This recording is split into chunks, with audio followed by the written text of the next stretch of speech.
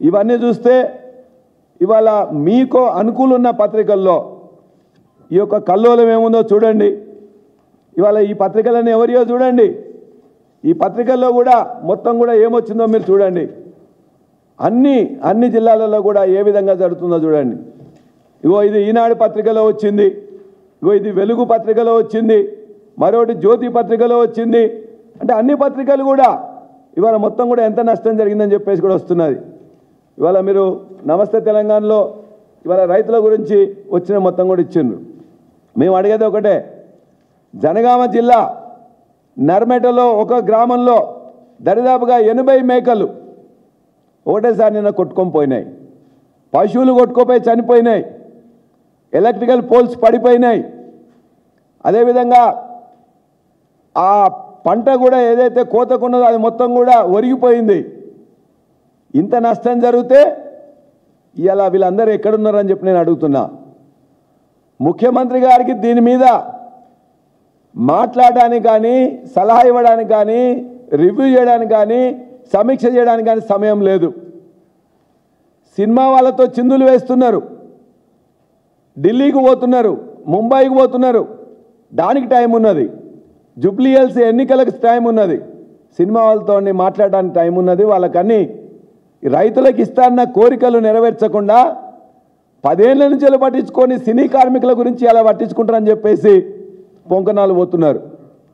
కాబట్టి ముఖ్యమంత్రి గారికి అసలు యొక్క తుఫాన్ వచ్చింది, ఇన్ని జిల్లాల్లో నష్టం జరిగింది, ఇలా వరంగల్ పట్టణం కానీ, హన్మకొండ పట్టణం కానీ, కాజీపేట పట్టణం కానీ, జనగామ పట్టణం కానీ మొత్తం నీళ్ళలో మునిగిపోయింది అనే పట్టింపు కానీ, సోయి కానీ ముఖ్యమంత్రికి లేదు.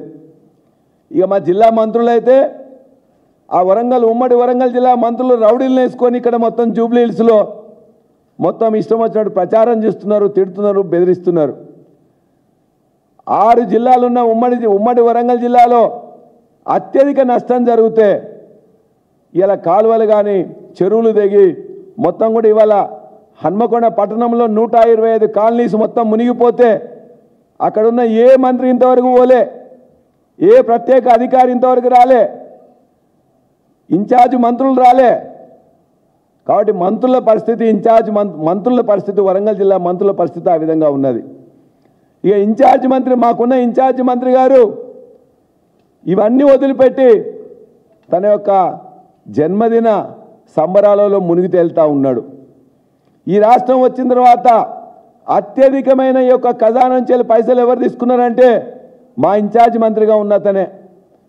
మొత్తం కూడా ఆ జిల్లాలో ఉండే అన్ని కాంట్రాక్ట్ కూడా చివరికి సమ్మక్క సారక్క దగ్గర ఉన్న కాంట్రాక్ట్ కూడా వదిలిపెట్టకపోతే ఆ మంత్రులే వాళ్ళు ఫిర్యాదులు చేసుకుంటూ రోడ్ల మీదకి వస్తూ గన్నులతో బెదిరిస్తూ మొత్తం మీద వాళ్ళ వివాదాలన్నీ కూడా వాళ్ళు పంచుకోవడానికే తప్ప ఇలా రైతులు నష్టపోయినరు, పంట నష్టం జరిగింది, వాళ్ళకేమన్నా ఇప్పిద్దామని చెప్పేసి సోయి ఏ ఇన్ఛార్జ్ మంత్రి కానీ మంత్రులకు కానీ లేదు.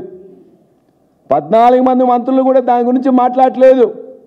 ఇక్కడే మొత్తం కూడా జూబ్లీ హిల్స్లోనే గల్లీ ఓడి వంచుకొని ఇతరులను బెదిరించే దాంట్లో మొత్తం కూడా అందులోనే నిమగ్నమై ఉన్నారు. నిన్న నేను పేపర్లో చూసిన ఇలా పొద్దున్నే ఒక మంత్రి పోయి ఇంకో మంత్రిని అడుగుతూ ఉన్నాడు, నువ్వేమన్నా ఇట్లా పంట నష్టం జరిగింది ఏమన్నా ఇప్పిస్తావా అని చెప్పి. ఈ మంత్రికి సంబంధం లేదు, ఆ మంత్రికి సంబంధం లేదు. ఏదైతే రెవెన్యూ మంత్రి, వ్యవసాయ శాఖ మంత్రి దాని గురించి మాట్లాడారు.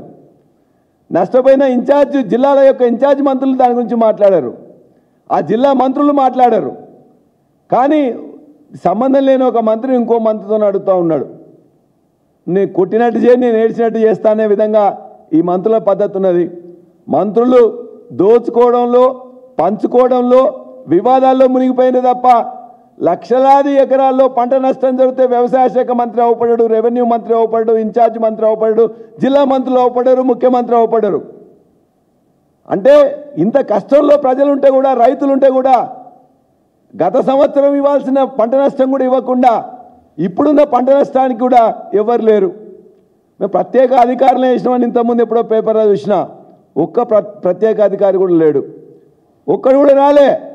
వరంగల్ కానీ, ఖమ్మం కానీ, నల్గొండ కానీ నిన్న జరుగుతున్న నష్టం చూడటానికి కానీ, పరిశీలించడానికి కానీ, కనీసం అంచనా వేయడానికి కానీ ఇప్పటిదాకా మంత్రులు కానీ, అధికారులు కానీ ఎవరు రాలే.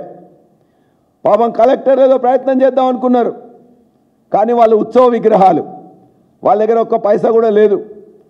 మా జనగామలో గానుగపాడు దగ్గర 2 సంవత్సరం నుంచి ఇప్పటిదాకా 10 సార్లు కొట్టుకుపోయింది ఒక బ్రిడ్జు. జనగామ నుంచి హుస్నాబాద్ పోతుంది. జనగామ ప్రజలే కాకుండా మొత్తం కూడా రాష్ట్ర ప్రజలు అనేక మంది కూడా హుస్నాబాద్ కూడా దగ్గర దారి నర్మట తరిగో